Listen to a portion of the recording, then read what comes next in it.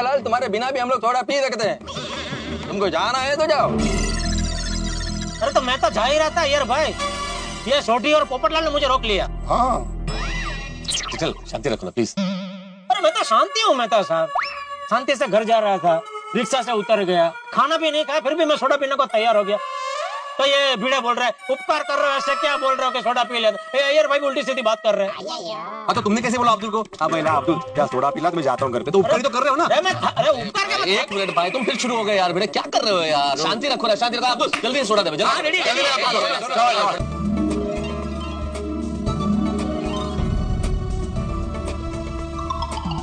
क्या जेठालाल सोडा नहीं पी रहे हो, अनमने से हो क्या? मूड खराब है क्या? क्या हुआ? हाँ जेठा भरा, क्या बताऊं मेहता साहब, ये दुकान की मगजमारी इतना थका देती है कि शाम तक तो दिमाग काम करना बंद हो जाता है।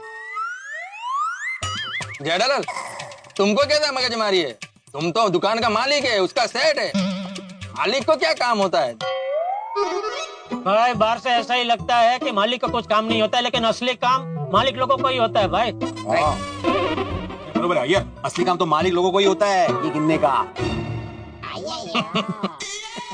रहने दे भाई भिड़े, तू तो रहने ही दे, क्योंकि तेरा काम है ना मेरे काम से बिल्कुल अलग है, तो तू मेरी तकलीफ कभी समझ ही नहीं पाएगा। जेठालाल यहाँ जितने भी लोग बैठे हैं सबका काम एक दूसरे से बिल्कुल अलग है।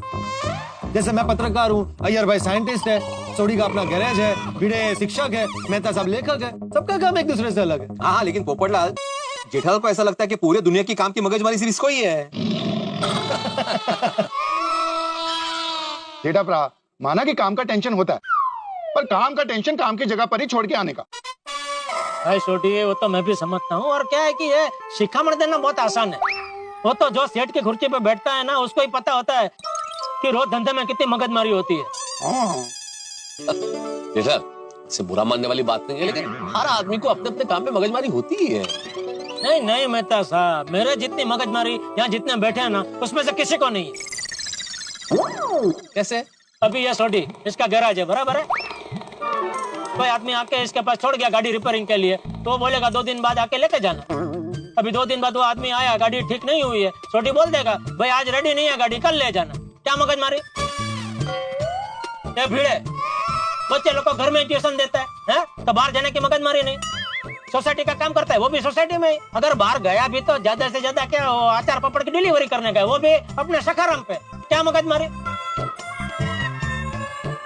अभी आप ऑफिस जाते हैं, ऑफिस का काम करके शाम को घर वापस आ जाते हैं, घर आके नहा धो के बैठे, शांति से कोई अच्छा विचार आया उसके ऊपर आर्किटेक्ट लिख डाला। क्या मगजमारी?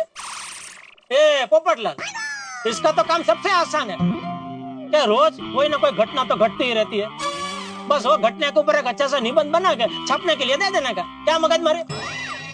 अय्यर भाई साइंटिस्ट है, बराबर। अभी ये लोग एक चीज को लेकर संशोधन करने बैठ जाते हैं, अभी वो संशोधन होने में 1 दिन लगे, 2 महीना लगे, 6 महीना लगे, 6 साल लगे, कौन पूछने वाला है? अरे एक आइटम के पीछे पूरी जिंदगी निकल दे तो भी कोई पूछने वाला नहीं है। क्या मगजमारी इसमें बताओ? जबकि मेरा ऐसा नहीं है, हम व्यापारी लोगों को रोज की मगजमारी होती है। अभी दुकान में लाखों का माल हमने जमा करके रखा होता है, वो बिकेगा नहीं बिकेगा उसकी मगजमारी। कोई कस्टमर दुकान में आया तो वो माल खरीदे इसलिए उसको समझाने की मगजमारी। अच्छा माल खरीद के लेके गया तो न करे नारायण, और वो पीस अगर खराब निकला तो माल बदल के देने की मगजमारी।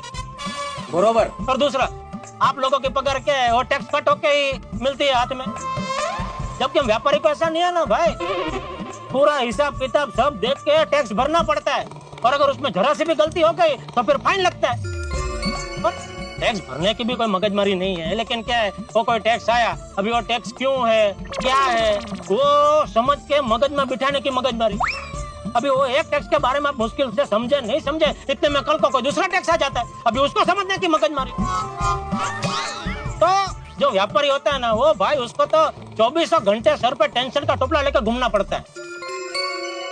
ओ जेठालाल तुमको क्या लगता है सिर्फ बिजनेसमैन ही काम करता है? अरे साइंटिस्ट को कितना सोचना पड़ता है, कितना रिसर्च करना पड़ता है, ये सब कुछ ऐसा हवा में नहीं हो जाता है। हाँ और नहीं तो क्या। और तुमने बोला कि शिक्षक को काम ही क्या होता है? अरे एक शिक्षक बच्चों के भविष्य की नींव रखता है, एक शिक्षक का काम कितना महत्वपूर्ण होता है तुम नहीं समझ सकते।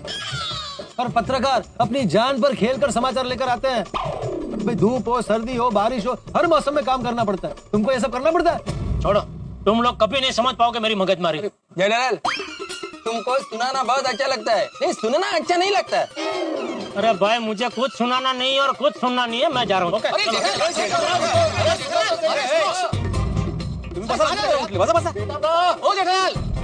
बैठो थोड़ी बैठ जाओ यार। अरे क्या यार, आप लोग भी क्या करते हो यार? वो दुकान से थक हार के दिन भर का आया और आप लोग आर्ग्यूमेंट करने लगे उससे। आर्ग्यूमेंट की शुरुआत उसने की, मेहता साहब, मैंने नहीं। हाँ, आदमी अपने दिल की बात कहाँ बोलेगा मुझे बताओ? दोस्तों के साथ ही तो दिल की बात बोल सकता है ना आदमी। हाँ तो अपने दिल की बात बोल रहा था वो। बोला जेठालाल का वकील।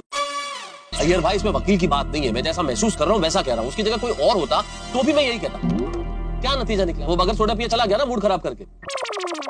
तो यारो, आपने गौर किया आज जेठा भरा कुछ ज्यादा परेशान नहीं लग रहे? हो जाता है कभी कभी सोडी। अब वो व्यापार है, व्यापार में कुछ भी हो सकता है और व्यापारी का जो मूड होता है ना, वो उसके नफा और नुकसान पे निर्भर करता है। तो उसके नफे नुकसान के हिसाब से थोड़ी हम चलेंगे कि उसको नफा हुआ तो अच्छे से बात करेगा, नुकसान हुआ तो अच्छे से बात नहीं करेगा।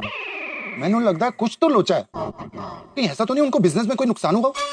अरे शुभ शुभ बोल सोडी, ऐसा कुछ नहीं हुआ, भगवान करे ऐसा कुछ भी नहीं हुआ। अरे आज ज्यादा थकावा होगा इसलिए इस तरह से बात कर रहा होगा, सब कुछ ठीक हो जाए। ओ हाँ यारो, आज का दिन भी अच्छा है और कल का दिन भी सबके लिए अच्छा बीते, ये वाहिगुरु जी से अरदास है।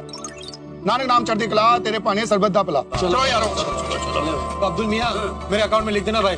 हाँ हाँ भाई, Come on, jump, yes.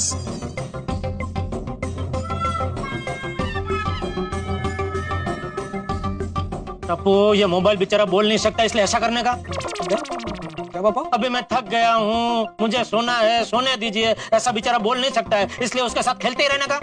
Good one पापा, हैं? मतलब मस्त बोला। ये मस्त बोला बड़ी, मोबाइल बंद करो, सो जा चुपचाप। चिटिया, क्या हुआ? क्यों डांट रहा है टप्पू को? तो डांटू नहीं तो क्या करूँ बापूजी, जब देखो तब मोबाइल पे खेलते ही रहता है। अपो, बेटा मैंने तुझे कितनी बार बोला है, मोबाइल बात करने के लिए होता है, ऐसे पूरा दिन मोबाइल पे खेलते रहना अच्छी बात नहीं। जा जाकर सो जा। दादाजी बस 2 मिनट हो गया। अरे तेरी 2 मिनट कभी खत्म नहीं होती है। पापा। लो बापूजी, अरे पापा पीपा कुछ नहीं, जा जाकर सो जा। बराबर, जा जाके सो जा। ओके दादाजी।